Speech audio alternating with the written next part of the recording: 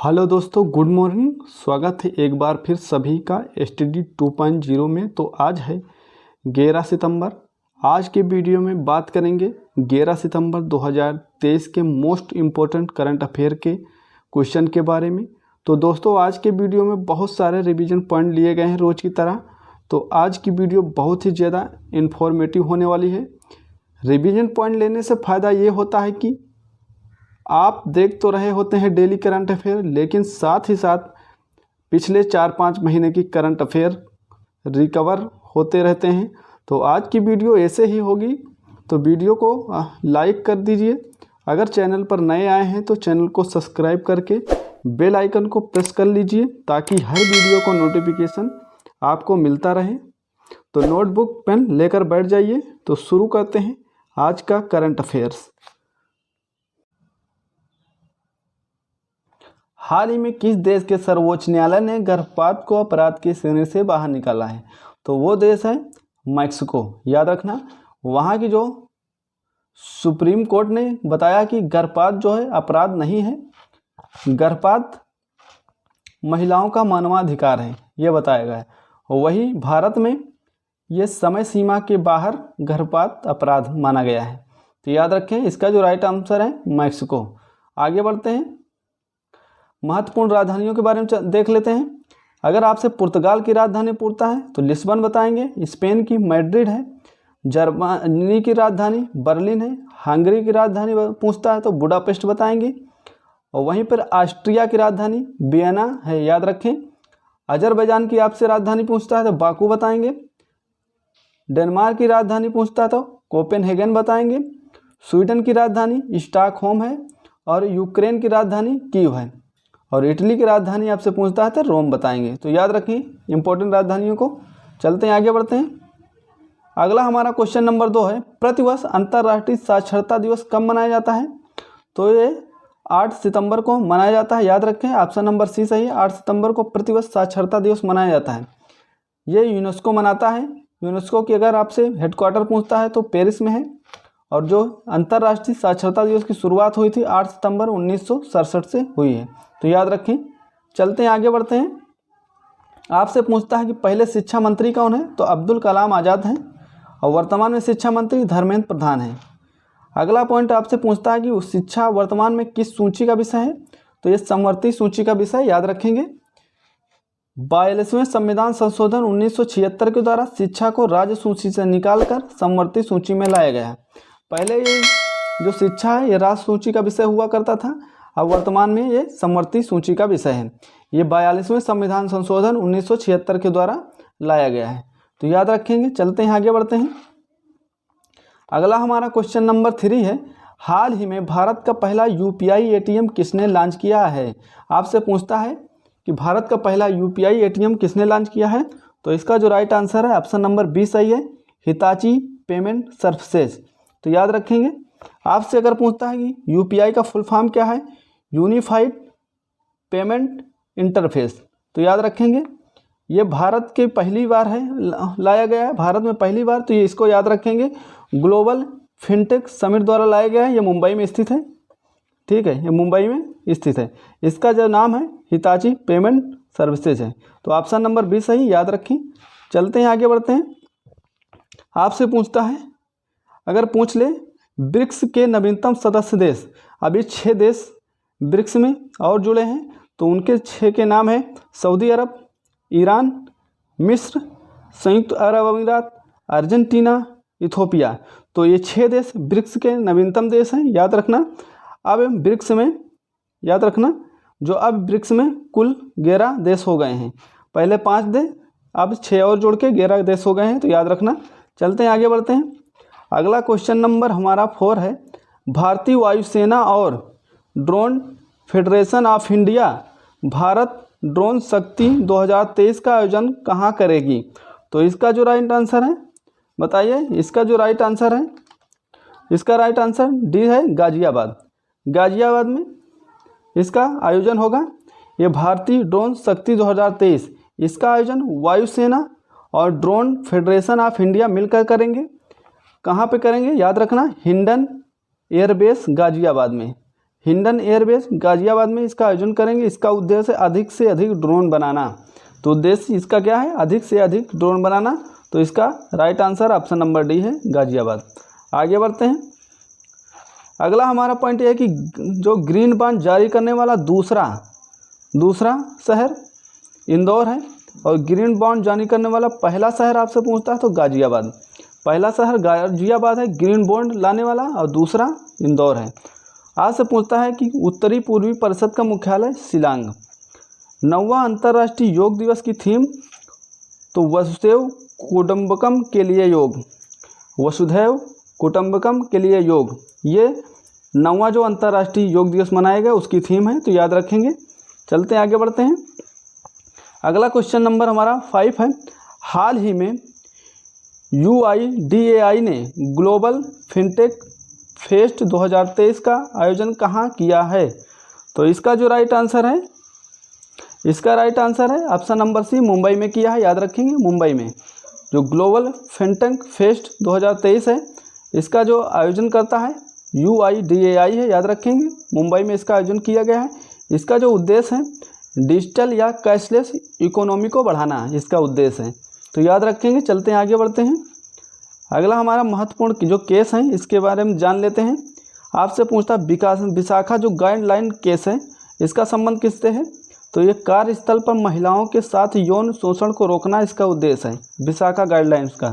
ठीक है, याद रखेंगे। परमानंद कटारा केस में कहा गया है चिकित्सा एक अधिकार है। ठीक है, चिकित्सा एक अधिकार है। नवतेज कौर केस में क्या कहा गया है? इसमें बताया गया है कि समलैंगिकता अपराध नहीं है, तो याद रखेंगे। नवतेज कौर में क्या कहा गया है? समलैंगिकता अपराध नहीं है। तो सभी केस जो है इम्पोर्टेंट है, याद रखें। ये जो UPSI है इसमें पूछा जाएगा, तो इसको याद रखें। आपसे पूछेगा केशवानंद भारती केस। जो केशवानंद भारती केस है, इसका संबंध यह प्रस्तावना संविधान का अंग है। इसमें बताया गया कि जो प्रस्तावना है वो संविधान का अंग है। तो केशवानंद भारती केस में यह बताया गया। आपसे पूछता है कि मिनर्वा मिल्स केस, तो इसमें यह कहा गया कि DPSP और मौलिक अधिकार वो एक दूसरे के बराबर हैं। मिनर्वा मिल्स केस में बताया गया है कि DPSP और मौलिक अधिकार एक दूसरे के बराबर हैं। अगला है इंदिरा साहनी केस। इसमें ये कहा गया कि आरक्षण की सीमा 50% से अधिक नहीं होगी। तो याद रखें, आरक्षण की जो सीमा होगी वो 50% से अधिक नहीं होगी, इंदिरा साहनी केस में बताया गया है, तो याद रखेंगे। चलते हैं आगे बढ़ते हैं। अगला क्वेश्चन नंबर हमारा 6 है। हाल ही में प्लेटिनम रेटिंग के साथ IGBC का ग्रीन रेलवे स्टेशन प्रमाण प्राप्त करने वाला विजयवाड़ा रेलवे स्टेशन कहाँ स्थित है? तो ये विजयवाड़ा जो रेलवे स्टेशन है वो आंध्र प्रदेश में स्थित है। ऑप्शन नंबर ए सही है, आंध्र प्रदेश। ये दक्षिण मध्य रेलवे जोन का दूसरा स्टेशन है विजयवाड़ा। याद रखें, दूसरा स्टेशन है जो अभी ग्रीन रेलवे स्टेशन प्रमाण पत्र प्राप्त किया है, ये दूसरा है। और पहला जो स्टेशन था वो सिकंदराबाद है, याद रखें, जो तेलंगाना में स्थित है, ये पहला है। और दूसरा जो अभी है वो विजयवाड़ा बना है, तो याद रखें। चलते आगे बढ़ते हैं। आपसे पूछता है कि स्विस ओपन की और कोरिया ओपन की विजेता आपसे पूछ लेता है, तो आप बताएंगे सात्विक और चिराग हैं इसके विजेता। इंडोनेशिया ओपन के विजेता आपसे पूछता है तो सात्विक और चिराग हैं दोनों। स्विस ओपन और कोरिया ओपन के जो विजेता हैं सात्विक और चिराग हैं, याद रखना। और इंडोनेशिया ओपन के विजेता आपसे पूछता है तो सात्विक और चिराग हैं। ओरलियंस ओपन के विजेता प्रियांशु रजावत हैं। कनाडा ओपन के अगर आपसे विजेता पूछता है तो लक्ष्य सेन है, याद रखना। इंपॉर्टेंट पॉइंट है, सभी को याद रखना, नोट डाउन करके रखना। बार बार रिवीजन इसलिए करवा रहा हूँ कि याद हो जाए। मलेशिया ओपन के विजेता एच प्रणय हैं, याद रखना। एच प्रणय जो है मलेशिया ओपन के विजेता है। योनेक्स ओपन के विजेता कुनलावुत हैं।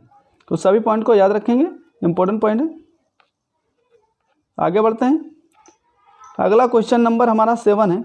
हाल ही में कोरिया में आयोजित एशियाई टेबल टेनिस प्रतियोगिता में भारतीय पुरुष टीम ने कौन सा पदक जीता है? तो इसका जो राइट आंसर है ऑप्शन नंबर सी सही है, कांस्य पदक जीता है। कांस्य पदक जीता है, तो इसका right answer option number C है, एशियाई टेबल टेनिस चैंपियनशिप। इसका आयोजन जो हो प्यांगयांग कोरिया में इसका आयोजन किया गया है। इसमें भारतीय टीम ने कांस्य पदक जीता है, तो ऑप्शन नंबर सी ही सही है, याद रखें। चलते हैं आगे बढ़ते हैं। आपसे पूछता कि विश्व पुरुष मुक्केबाजी का होस्ट देश कौन था? ये ताशकंद इसका होस्ट देश है। अगला पॉइंट ये कि 5वां जो खेलो इंडिया यूथ गेम 2022 में हुआ था वो कहाँ हुआ था? जो मध्य प्रदेश में हुआ था। और इसमें इसका जो शुभांकर था वो आशा था, और पहला स्थान इसमें महाराष्ट्र का था, दूसरा स्थान हरियाणा का था और तीसरा स्थान मध्य प्रदेश का था। तो सभी को याद रखेंगे। 5वां खेलो इंडिया यूथ गेम 2022 ये मध्य प्रदेश में हुआ था, शुभांकर आशा था, और इनमें पहला स्थान महाराष्ट्र का, दूसरा हरियाणा का और तीसरा मध्य प्रदेश का स्थान था। तो चलते हैं आगे बढ़ते हैं। अगला क्वेश्चन नंबर 8 है, हाल ही में किस राज्य के पुलिस ने महिलाओं की सुरक्षा के लिए सेफ सिटी योजना प्रारंभ करने की घोषणा की है?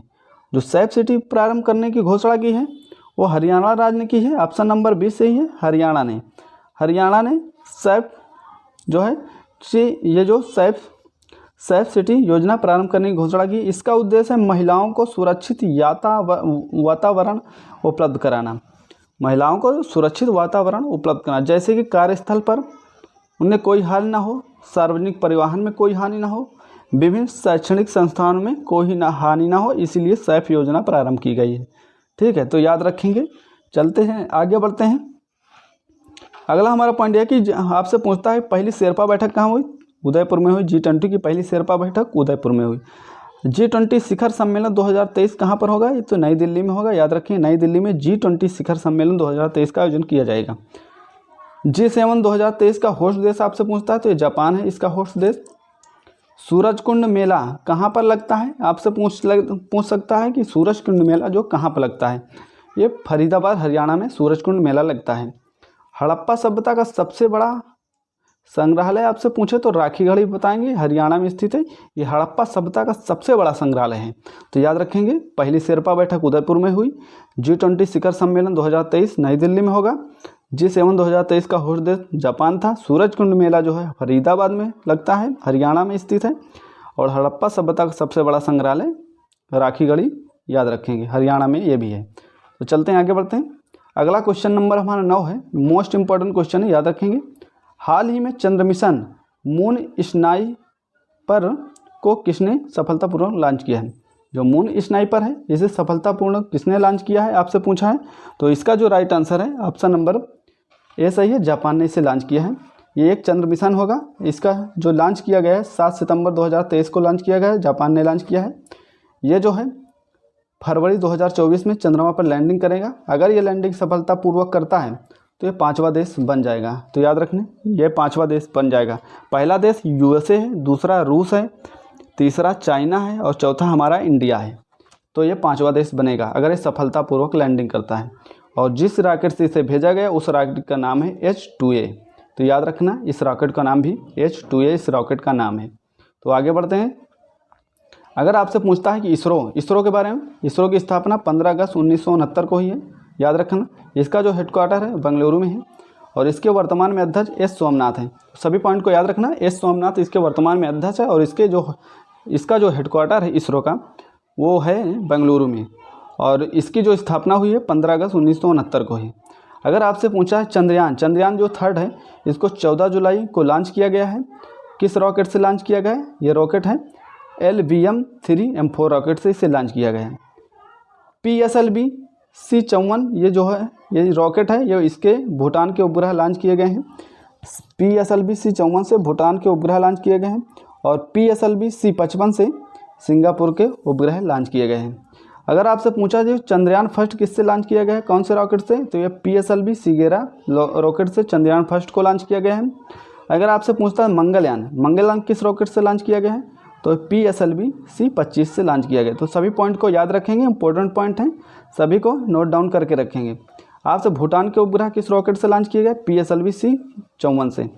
और सिंगापुर के जो उपग्रह PSLV-C55 से लॉन्च किए गए, याद रखना, मोस्ट इंपॉर्टेंट पॉइंट है। PSLV-C11 इससे चंद्रयान फर्स्ट को लॉन्च किया गया है और PSLV-C25 से मंगलयान को लॉन्च किया गया है। तो याद रखेंगे। चलते हैं आगे बढ़ते हैं। अगला हमारा क्वेश्चन नंबर 10 है, हाल ही में भारतीय वायुसेना की पश्चिमी कमान ने कौन सा मेगा प्रशिक्षण अभ्यास प्रारंभ किया है? तो इसका जो राइट आंसर है ऑप्शन नंबर कौन सा सही है ये बताइए। इसका जो राइट आंसर है ऑप्शन नंबर क्या सही है? तो इसे वायुसेना ने लॉन्च किया है। तो इसका जो right answer option number C सही, त्रिशूल अभ्यास। भारतीय वायुसेना की पश्चिमी कमान ने कौन सा मेगा प्रशिक्षण अभ्यास लॉन्च किया है? त्रिशूल अभ्यास को लॉन्च किया है। इसका राइट आंसर है ऑप्शन नंबर बी। तो याद रखेंगे, त्रिशूल को अभी भारतीय वायुसेना ने लॉन्च किया है। ठीक है, तो चर्चा में इसलिए रहा क्योंकि G20 की जो बैठक होने वाली है तो इसे स्थगित कर दिया गया है, इसीलिए चर्चा में रहा। ये त्रिशूल है, ये वार्षिक अभ्यास है। त्रिशूल जो है वो ये वार्षिक अभ्यास है। ये चर्चा में इसलिए रहा क्योंकि G20 की बैठक होने वाली है, इसीलिए इस अभ्यास को स्थगित कर दिया गया है, इसीलिए चर्चा में है। तो याद रखेंगे। चलते हैं, आगे बढ़ते हैं। अगला हमारा पॉइंट है अभ्यास आया है, तो अभ्यास के बारे में साइक्लोन अभ्यास पूछता है किस देश के बीच होता है? तो ये भारत और मिस्र के बीच होता है। जो साइक्लोन अभ्यास है ये भारत और मिस्र के बीच होता है। ओशन डिस्क अभ्यास किसके बीच होता है आपसे पूछे? तो भारत और ऑस्ट्रेलिया के बीच ओशन डिस्क अभ्यास होता है। संप्रीति अभ्यास भारत और बांग्लादेश के बीच होता है। मित्र अभ्यास जो होता है ये भारत और श्रीलंका के बीच होता है। मित्र अभ्यास जो है भारत और श्रीलंका के बीच होता है। श्रीनेक्स अभ्यास ये भारत और श्रीलंका के बीच आयोजित किया जाता है, श्रीनेक्स अभ्यास। और सिम्बेक्स अभ्यास भारत और सिंगापुर के बीच आयोजित किया जाता है। एक्यूबैरेन ये भारत और मालदीव के बीच आयोजित किया जाता है। नोमैडिक एलिफेंट जो होता है भारत और मंगोलिया के बीच आयोजित किया जाता है। एकता अभ्यास ये भारत और मालदीव के बीच आयोजित किया जाता है। तो सभी अभ्यास को एक नोटबुक पे लिख के रख लेंगे ताकि बार बार रिवीजन करने से याद हो जाए आपको। ठीक है, तो फिर से एक बार देख लेते हैं। जो आपसे पूछता है साइक्लोन अभ्यास ये भारत मिस्र के बीच होता है। ओशन डिस्क भारत और ऑस्ट्रेलिया के बीच होता है। संप्रीति अभ्यास भारत और बांग्लादेश के बीच होता है। मित्र शक्ति ये भारत और श्रीलंका के बीच अभ्यास है। श्रीनेक्स अभ्यास भारत और श्रीलंका के बीच है। सिम्बेक्स अभ्यास भारत और सिंगापुर के बीच है। एक्यूबेरेन अभ्यास भारत और मालदीव के बीच है। नोमैडिक एलिफेंट अभ्यास भारत और मंगोलिया के बीच होता है। और एकता अभ्यास भारत और मालदीव के बीच होता है। तो सभी इंपॉर्टेंट अभ्यास हैं, इसको लिख लेंगे। तो दोस्तों आज का वीडियो कैसे लगा? अगर कंटेंट पसंद आया हो तो वीडियो को लाइक करें और अपने दोस्तों तक शेयर करें। ठीक है, और अभी तक चैनल को सब्सक्राइब नहीं किए तो चैनल को सब्सक्राइब करके बेल आइकन को प्रेस कर लीजिए दोस्तों, ताकि हर वीडियो का नोटिफिकेशन आपको मिलता रहे। तो दोस्तों मिलते हैं नेक्स्ट वीडियो में। आज के लिए जय हिंद, जय भारत दोस्तों।